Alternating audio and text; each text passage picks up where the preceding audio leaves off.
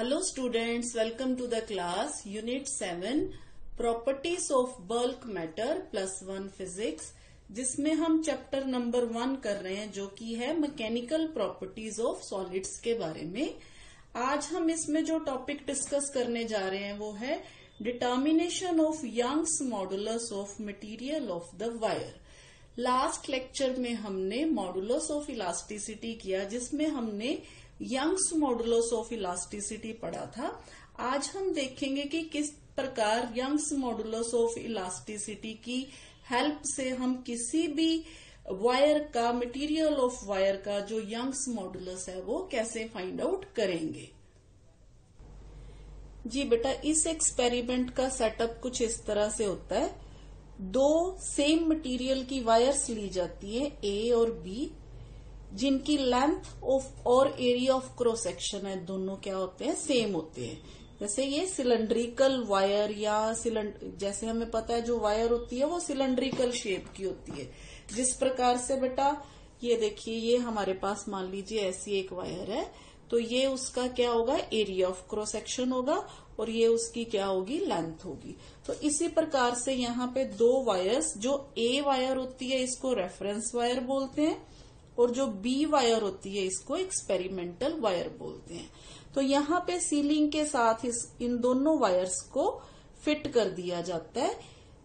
अब इन दोनों वायर्स को स्ट्रेच करने के लिए, ताकि उनमें जो है कहीं से सिकुड़े ना, कहीं पे उनमें कोई क्रैक ना रहे, कहीं पे मोड़ ना रहे, तो उसके लिए यहाँ पे क्या किया जाता है बेटा, वेट जो है अटैच कर दिए जाते हैं थोड़े थोड़े एक पेन की मदद से। यहाँ दोनों वायर्स के साथ पेन अटैच्ड है जिसमें हम क्या रख देते हैं, थोड़ा थोड़ा वेट रख देते हैं। वो वेट रखने का मकसद क्या होता है कि ये दोनों वायर्स क्या हो जाती हैं, स्ट्रेच हो जाती हैं, बिल्कुल स्ट्रेट हो जाती हैं। अब क्या किया जाता है, जो रेफरेंस वायर है उसके साथ एक मेन स्केल जो है वो यहाँ इसके फ्री एंड पे अटैच कर दी जाती है, ये वाला एंड जो होता है, ठीक है। और इसी तरह से जो एक्सपेरिमेंटल वायर है उसका जो फ्री एंड होता है वहां पे एक पॉइंटर होता है और पॉइंटर के साथ यहाँ पे एक वर्नियर स्केल जो है वो अटैच कर दी जाती है, जो कि स्लाइड कर सकती है मेन स्केल के साथ। तो बेटा अब क्या करते हैं, धीरे धीरे जो इसका एक्सपेरिमेंटल सेटअप अरेंज करने के बाद क्या किया जाता है, पहले तो इन दोनों वायर्स का जो डायामीटर है वो कैलकुलेट कर लिया जाता है, ठीक है। स्क्रू गेज की हेल्प से डायामीटर कैलकुलेट करने के बाद area of cross section calculate कर लिया जाता है, जो कि पाई आर स्क्वायर के बराबर होता है, ठीक है। दोनों वायर्स के लिए मान लीजिए हमने बी के लिए, क्योंकि बी हमारी एक्सपेरिमेंटल वायर है, तो बी के लिए जो area of cross section of the wire B है वो क्या हो गया हमारे पास, पाई आर स्क्वायर हो गया, ठीक है। अब क्या किया जाता है बेटा, अब जो वायर बी होती है ना, बी की तरफ क्या किया जाता है, जो वेट होते हैं ना वो धीरे धीरे रखने शुरू कर देते हैं हम। इस पैन में हम क्या करते हैं, पुट सम नोन वेट, मान लीजिए एम, नोन वेट एम कोई भी वेट हो सकता है, वेइंग जो हमारे पास किट होती है उसमें से हम यहाँ पे वेट रखने शुरू कर देते हैं एक्सपेरिमेंटल वायर के पैन में। The wire B gets stretched due to the weight. अच्छा, जब ये स्ट्रेच होगी तो बेटा इसमें क्या आ जाएगा, टेंसाइल स्ट्रेस सेटअप हो जाएगी, ठीक है। तो जब टेंसाइल स्ट्रेस सेटअप होगी इसमें, तो ये जो वायर है ना बेटा, ये स्ट्रेच होने के कारण ये इसकी लेंथ में थोड़ा सा क्या होगा, ये इंक्रीज हो जाएगी, इसकी लेंथ में एक्सटेंशन हो जाएगी। मान लीजिए वो एक्सटेंशन जो है वो डेल्टा एल होती है। पहले इस वायर की लेंथ एल थी, ठीक है, मान लीजिए पहले लेंथ कितनी थी, एल थी इसकी। अब एक्सटेंशन के बाद डेल्टा एल लेंथ इंक्रीज होगी, यानी कि न्यू लेंथ जो इसकी होगी वो एल प्लस डेल्टा एल होगी। हमें इससे मतलब है कि कितनी लेंथ इंक्रीज हुई, मान लीजिए डेल्टा एल लेंथ जो है इंक्रीज हो गई। तो अब लॉन्गिट्यूडनल स्ट्रेन का क्या फॉर्मूला होता है, दोनों फॉर्मूला लिख लेते हैं हम, ठीक है। अभी नॉर्मल स्ट्रेस किसके बराबर होता है बेटा, इस केस में नॉर्मल स्ट्रेस जो होगा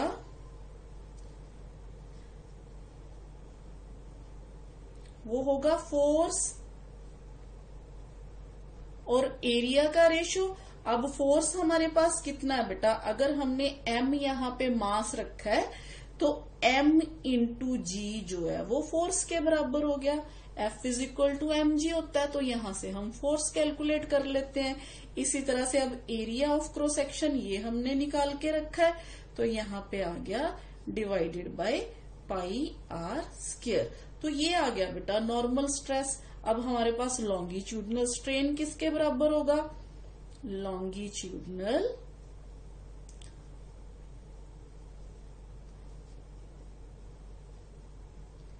वो हो जाएगा बेटा increase in length bye original L length. ठीक है, तो ये आ गया।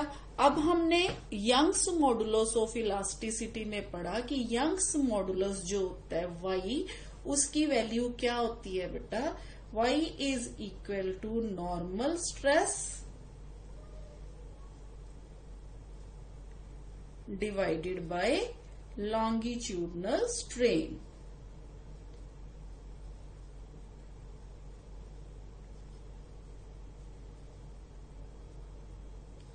तो बस बेटा अब हमने क्या करना है, अब हमने y की वैल्यू कैलकुलेट कर लेनी है, ये सारी वैल्यूज जो है पुट करके। ठीक है, अब डेल्टा एल हमें किस तरह से पता चलेगा, जब ये लेंथ की जो इस वायर की लेंथ इंक्रीज होगी तो ये जो पॉइंटर है ये हमें बताएगा मेन स्केल के साथ कितनी रीडिंग इसकी चेंज हुई। तो यहां से हमें इंक्रीज इन लेंथ जो डेल्टा एल की वैल्यू है वो पता चल जाएगी। ठीक है, तो वो वैल्यू हम यहाँ पे यूज करेंगे और पहले जो हमने लेंथ ली थी वायर की वो वैल्यू हम यहाँ पे यूज करेंगे।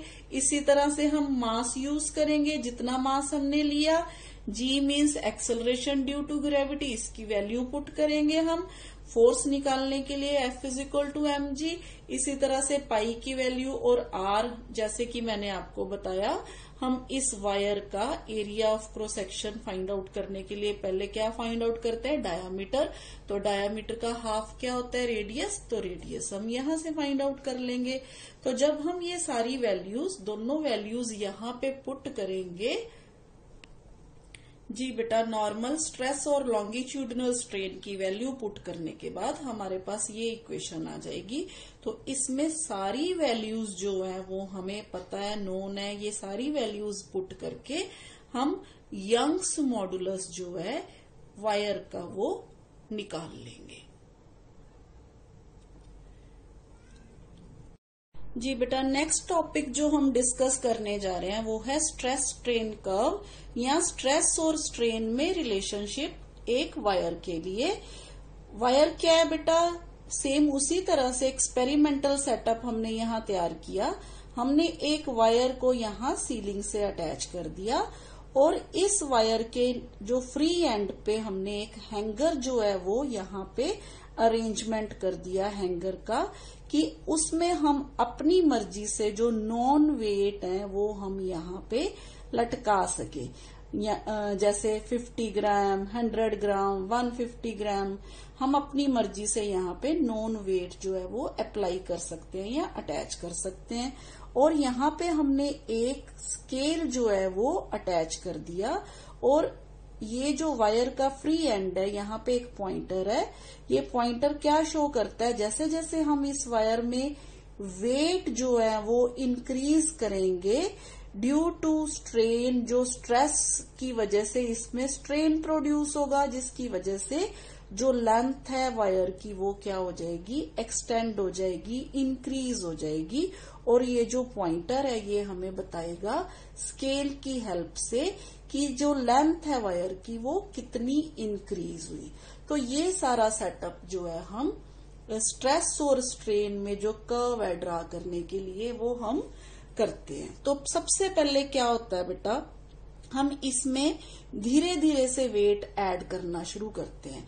मान लीजिए हमने इसमें 50 ग्राम वेट ऐड किया, तो जैसे ही हमने इसमें धीरे धीरे वेट ऐड किया तो यहाँ पे स्ट्रेस और स्ट्रेन में इस तरह से एक स्ट्रेट लाइन बननी शुरू हो जाती है। स्ट्रेट लाइन का मतलब ये है बेटा कि जो वायर है वो हुक्स लॉ फॉलो कर रही है, क्योंकि हुक्स लॉ हमें क्या बताता है कि stress is proportional to strain. तो अगर स्ट्रेस और स्ट्रेन प्रोपोर्शनल होंगे तो यहां तक एक पॉइंट आता है बेटा, जिसको हम मान लीजिए पॉइंट ए बोल देते हैं यहां पे, इस पॉइंट में पॉइंट ए, और कॉरस्पॉन्डिंग टू दिस पॉइंट मान लीजिए यहां पे पॉइंट ए डैश है। तो बेटा यहां पे जो पॉइंट ओ ए डैश जो हमें स्ट्रेस शो कर रहा है, ये वो वाली स्ट्रेस है बेटा जहां पे हुक्स लॉ जो है फुली ओबे हो रहा है। ठीक है, तो यहां पे इस पॉइंट को हम पॉइंट ऑफ प्रोपोर्शनल लिमिट भी बोल देते हैं। ए पॉइंट को हम पॉइंट ऑफ प्रोपोर्शनल लिमिट भी बोल देते हैं। तो हुक्स लॉ जो है ओ से ए तक क्या हो रहा है, ओबे हो रहा है। तो बेटा यहां हम कहेंगे Hooke's law is obeyed in region O A. अब मान लीजिए हमने यहाँ पे वेट थोड़ा और इंक्रीज कर दिया, तो जैसे ही हम थोड़ा और वेट इंक्रीज करेंगे मींस स्ट्रेस बढ़ गई। मान लीजिए वो पॉइंट यहाँ पे आ गया बी, यहाँ पे बी पॉइंट। तो बी पॉइंट तक बेटा जो ग्राफ होगा ना वो स्ट्रेट लाइन नहीं होगा, यानी कि यहाँ पे आप देखिए थोड़ी सी कर्व होगी, यानी कि स्ट्रेस थोड़ी बढ़ रही है और स्ट्रेन जो है, कॉरस्पॉन्डिंग स्ट्रेन जो है वो ज्यादा हो रही है। पर ये जो पॉइंट है ना, यहाँ तक जो वायर की इलास्टिसिटी है ना वो कायम रहती है। यानी कि अगर हम यहाँ से वेट जो है रिमूव करना शुरू कर दे तो जो ग्राफ जो पाथ फॉलो करेगा बी ए ओ, यानी कि वायर अपनी पुराने वाली पोजीशन में, उसी लेंथ में, उसी पोजीशन में वापस आ जाएगी। तो यहाँ पे हम जो बी पॉइंट है ना उसको हम बोलते हैं इलास्टिक लिमिट। तो ये एक मेन पॉइंट हो गया, यहाँ पे B is elastic limit, elastic limit. ठीक है, तो ये इलास्टिक लिमिट हो गया इसके लिए। जी बेटा अब हम क्या करेंगे, दोबारा से और वेट जो है यहाँ पे ऐड करना शुरू कर देंगे। अब जैसे जैसे हम यहाँ पे और वेट ऐड करेंगे तो यहाँ पे एक पॉइंट आ जाएगा बेटा, यहाँ पे मान लीजिए एक पॉइंट आ गया सी। तो सी पॉइंट तक आप देखिए जो ग्राफ है वो ऐसे जा रहा है, यानी कि थोड़ी सी स्ट्रेस और ज्यादा स्ट्रेन, यानी कि स्ट्रेस हम कम अप्लाई कर रहे हैं और स्ट्रेन जो है वो लार्ज हो रही है। Small stress large strain. तो यहाँ बी से सी तक जो पोर्शन होता है ना ग्राफ का बेटा, कॉरस्पॉन्डिंग टू दिस पॉइंट, अगर हम यहाँ पे पॉइंट ले तो यहाँ मान लीजिए मेरे पास पॉइंट है सी डैश। तो सी डैश पॉइंट है ना यहाँ पे ओ सी डैश, इसको हम yield strength of the material बोलते हैं बेटा। यहाँ जाके जो वायर की इलास्टिसिटी होती है वो खत्म हो जाती है, यानी कि अगर हम यहाँ से दोबारा वेट रिमूव कर दें और जो ग्राफ फॉलो करेगा ना, यहाँ पे जो ये वाला ग्राफ फॉलो करेगी वायर, सी बी ओ ए नहीं, यहाँ पे ये वाला ग्राफ फॉलो होगा। यानी कि इस स्टेज पे आके जो वायर है उसमें एक परमानेंट सेट आ गया, यानी कि वायर की जो लेंथ है ना वो परमानेंट इंक्रीज हो गई, यानी कि अब वो अपनी दोबारा पहले वाली पोजीशन में नहीं आ सकती, उसमें परमानेंट प्लास्टिक डिफॉर्मेशन हो गई हम कह सकते हैं। तो यहाँ पे हुक्स लॉ फेल हो जाता है और extension in the wire is partially elastic and partially plastic behaviour जो है वो शो करती है। तो हम बोलेंगे O C dash is yield strength of the material, और ये जो पोर्शन है O dash, it is called permanent set in the wire. अब बेटा सी पॉइंट के बाद एक ऐसा पॉइंट आता है जिसको हम मान लीजिए यहाँ पे, बिल्कुल यहाँ पे ये वाला पॉइंट, यहाँ पे डी पॉइंट आता है। वो वाला पॉइंट है, अगर हम स्ट्रेस ना भी इंक्रीज करें इस तरफ से, फिर भी जो वायर है उसमें क्या प्रोड्यूस हो रही है, स्ट्रेन प्रोड्यूस हो रही है। ठीक है, तो इसके बाद क्या होता है बेटा, इसके बाद थोड़ी सी भी अगर हम स्ट्रेस प्रोड्यूस करें तो यहाँ पे एक पॉइंट आता है ई, तो ई के बाद यहाँ पे जाके वायर जो है वो क्या हो जाती है, ब्रेक हो जाती है। तो ये पॉइंट ई, दिस इज ई और दिस इज एफ। अब ये जो ई पॉइंट है ना बेटा, कॉरेस्पॉन्डिंग टू दिस पॉइंट, यहाँ पे मान लीजिए हमारे पास ई डैश पॉइंट है। तो ओ ई डैश जो पॉइंट होता है, इसको हम ultimate stress of the material बोलते हैं। यानी कि इससे ज्यादा अगर हम यहाँ पे वेट अटैच करेंगे तो वायर जो है वो क्या हो जाएगी, ब्रेक हो जाएगी। और जो ई है इसको हम अल्टीमेट स्ट्रेंथ पॉइंट भी बोल देते हैं। E is called ultimate strength point. ठीक है, और उसके बाद क्या होता है, इस वायर में जो ई के बाद यानी कि ये जो पोर्शन है ना, डी ई एफ, ये सारा पोर्शन जो वायर का है, ये इसमें ये प्लास्टिक बिहेवियर शो करती है वायर यहाँ पे। तो यहाँ पे बेटा E is ultimate strength point और ओ ई डैश जो है ultimate stress of the material and F is breaking point. तो ये तो था बेटा किसी भी ये अलग अलग मटेरियल के लिए जो ग्राफ है बेटा, आप जब बनाओगे तो थोड़ा अलग अलग बनेगा। सारे मटेरियल्स के लिए ये ग्राफ जो है वो सेम नहीं होता। किसी का ये जो ई पॉइंट है ये पास होता है डी के, किसी का दूर जाके होता है। ये डिपेंड करता है कि कितनी स्ट्रेस बढ़ाने से जो एलोंगेशन है, जो इंक्रीज इन वायर है, कितनी जो हो रही है। जैसे अब गोल्ड है, गोल्ड को हम जितना मर्जी उसमें जो वेट है ऐड करते जाएं, गोल्ड जो है वो खिंचता चला जाता है पर जल्दी से ब्रेक नहीं होता। पर कोई कोई मटेरियल्स ऐसे होते हैं कि हम थोड़ा सा वेट अटैच करते हैं, उसमें थोड़ी फोर्स अप्लाई करते हैं तो वो जल्दी टूट जाते हैं। तो ये ग्राफ डिपेंड करता है बेटा मटेरियल पे कि कौन सा मटेरियल हम ले रहे हैं। तो बेटा ये स्ट्रेस और स्ट्रेन ग्राफ को स्टडी करके कुछ मटेरियल्स की क्लासिफिकेशन की गई।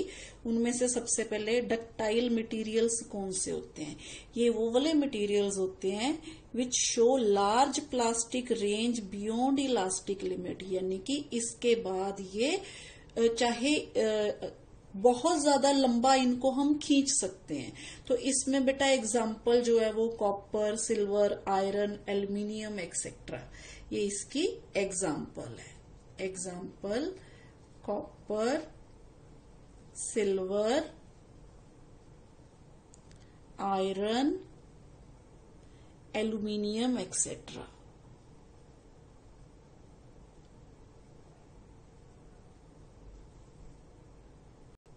जी बेटा नेक्स्ट ब्रिटल मटेरियल, जैसे नाम से ही है बेटा, these are those materials which show very small plastic range beyond elastic limit. यानी कि अगर हम थोड़ी भी स्ट्रेस बढ़ाएंगे तो ये जल्दी से इनका ब्रेकिंग पॉइंट आने वाला है, यानी कि ये जल्दी से टूटने वाले हैं। तो इसमें एग्जाम्पल जो है बेटा वो हम कह सकते हैं, एग्जाम्पल ग्लास और कास्ट आयरन।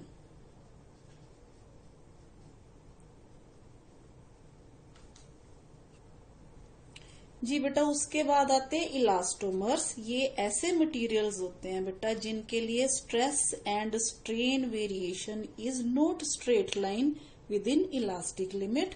और जो इनका इलास्टिक रीजन होता है ना वो बहुत बहुत लार्ज होता है। जैसे बाकी मटेरियल्स में तो थोड़ी देर के बाद जाके ए पॉइंट आ जाता है ना, जिसको हम इलास्टिक लिमिट कहते हैं। तो यहाँ पे जो इलास्टिक रीजन है वो बहुत दूर जाके आता है।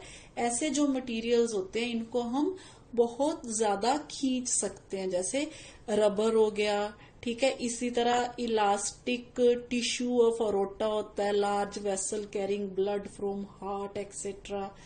तो ये सारे जो मटेरियल्स हैं इनको हम क्या बोलते हैं, इलास्टोमर्स। जैसे रबड़ है बेटा, रबर को हम जैसे पहले खींचते हैं तो वो बहुत ज्यादा खींच जाता है, उसके बाद हमें उसको खींचने के लिए जैसे एकदम से हम इसको फोर्स लगाते हैं तो बहुत खींच जाता है, इसके बाद ये स्टिफ हो जाता है। अब मेरे को यहाँ ज्यादा फोर्स लगानी पड़ रही है इसको और खींचने के लिए। तो ऐसे मटेरियल्स के लिए जो ग्राफ होता है बेटा वो इस प्रकार का होता है। जी बेटा, ये ग्राफ है इलास्टोमर्स के लिए। देखिए पहले तो स्ट्रेस जो है थोड़ी सी बढ़ाने से स्ट्रेन ज्यादा है। जैसे मान लीजिए ये स्ट्रेस का पॉइंट है और ये स्ट्रेन का हो गया, ये देखिए ये कम है ये ज्यादा है। पर इसके बाद क्या होगा, मान लीजिए ये स्ट्रेस है और ये स्ट्रेन है, ये पॉइंट ये कम है और ये ज्यादा हो गया। तो ये जो ग्राफ शो करते हैं ये इलास्टोमर्स का जो बिहेवियर है वो शो करते हैं। इसी तरह से बेटा एक जो इफेक्ट है वो है इलास्टिक आफ्टर इफेक्ट। बेटा कई मटेरियल ऐसे होते हैं जिनको अब अगर हम डिफॉर्मिंग फोर्स लगाएं तो वो दोबारा से अपनी पोजीशन जल्दी जल्दी से जो है रीगेन कर लेते हैं। पर कई मटेरियल्स ऐसे होते हैं जिनको अगर हम डिफॉर्मिंग फोर्स लगाने के बाद फोर्स रिमूव कर दें तो जो अपनी ओरिजिनल शेप में आने में टाइम लगाते हैं। तो ऐसे जो मटेरियल्स होते हैं उनको हम क्या बोलते हैं, इस इफेक्ट को इलास्टिक आफ्टर इफेक्ट बोलते हैं। तो temporary delay in regaining the original configuration by an elastic body after the removal of deforming force is called elastic after effect. तो बेटा अगर हम क्वार्ट्ज और फॉस्फोरस ब्रॉन्ज की बात करें तो इलास्टिक आफ्टर इफेक्ट जो है इसमें नेग्लिजिबली स्मॉल होता है, पर ग्लास फाइबर्स की बात करें तो उसमें ये जो है वो बहुत लार्ज होता है। तो इसी कारण से जो क्वार्ट्ज है, फास्फोरस ब्रॉन्ज है, वो यूज होते हैं मूविंग कॉइल गैल्वेनोमीटर में सस्पेंशन बनाने के लिए। ठीक है, तो ये हो गया बेटा इलास्टोमर्स। इसके अलावा एक और टर्म आती है जिसको हम इलास्टिक फटीग बोल देते हैं। ठीक है, तो इलास्टिक फटीग जो प्रॉपर्टी है वो भी हम देख लेते हैं। तो बेटा इलास्टिक फटीग जो है वो प्रॉपर्टी है मटेरियल की, property of an elastic body due to which its behavior becomes less elastic under the action of repeated alternating deforming force। इसका क्या मतलब है बेटा, जैसे हम रबर बैंड है, रबर बैंड को बारी बारी से उसको हम स्ट्रेच करके दोबारा से उसी पोजीशन में लाते जाते हैं, बारी बारी से हम ऐसा करते जाते हैं। तो एक स्टेज ऐसी आती है कि ये जो रबर बैंड है इसकी जो इलास्टिसिटी है वो क्या हो जाती है, वो कम हो जाती है। ठीक है, तो इसको हम क्या बोलते हैं, इलास्टिक फटीग बोलते हैं। यहाँ बेटा हम इसकी एक और एग्जांपल ले सकते हैं, जैसे ब्रिजेस होते हैं, ब्रिजेस पे बारी बारी से जो व्हीकल्स गुजरते रहते हैं तो एक स्टेज ऐसी आती है कि वो जो ब्रिजेस होते हैं वो वीक हो जाते हैं, फिर वहां उनको क्या कर दिया जाता है, अनसेफ डिक्लेयर कर दिया जाता है। तो हम ये भी कह सकते हैं loss of strength of the material due to repeated strains on the material. तो इसी वजह से बेटा bridges are declared unsafe after a long time of their use. तो ये तो था बेटा आज का हमारा टॉपिक। आज के लिए इतना। Thank you.